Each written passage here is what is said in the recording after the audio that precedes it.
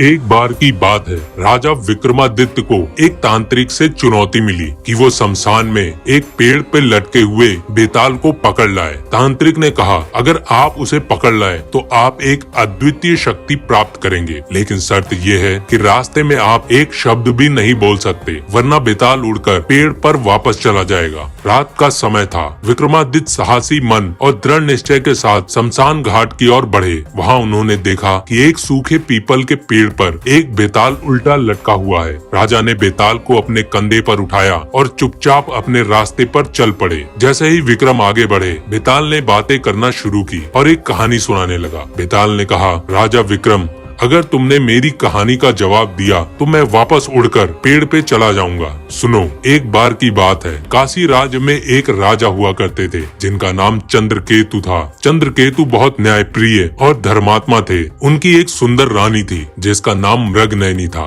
राजा और रानी एक दूसरे से बहुत प्रेम करते थे, लेकिन उनके जीवन में एक दुख था, उन्हें संतान नहीं थी। राजा और रानी ने वर्षों तक पूजा और तप किया, लेकिन उन्हें संतान की प्राप्ति नहीं हुई। पर एक दिन उन्हें एक साधु से आशीर्वाद प्राप्त हुआ और उनके यहाँ एक पुत्र का जन्म हुआ, जिसका नाम उन्होंने महिपाल रखा। महिपाल बड़ा होकर एक साहसी और कुशल योद्धा बना। समय बीता और महिपाल की शादी एक सुंदर बुद्धिमान कन्या रूपवली से कर दी गई। दोनों एक दूसरे से बहुत प्रेम करते थे। एक दिन महिपाल शिकार पर निकला। जंगल में उसका सामना एक सिंह से हुआ। महिपाल ने सिंह से पूरी दमखम के साथ युद्ध किया, लेकिन युद्ध में महिपाल वीर गति को प्राप्त हुए। इतना कहकर बेताल ने राजा से पूछा, अब बताओ राजन, महिपाल की मृत्यु के बाद कौन सबसे अधिक दुखी था, उसकी माँ मृगनयनी, उसकी पत्नी रूपवली या उसके पिता चंद्रकेतु? विक्रम चुप रहने की कोशिश करते हैं, लेकिन सत्य और न्याय के प्रति उनकी वफादारी उन्हें जवाब देने पर विवश कर देती है। उन्होंने कहा, महिपाल की पत्नी रूपवली सबसे अधिक दुखी थी, क्योंकि माता पिता का प्रेम अपने बच्चों के प्रति स्वाभाविक है और वो समय के साथ उसे सहन कर लेते हैं, लेकिन पत्नी का प्रेम पति के प्रति समर्पित होता है और वह दोबारा नहीं मिलता,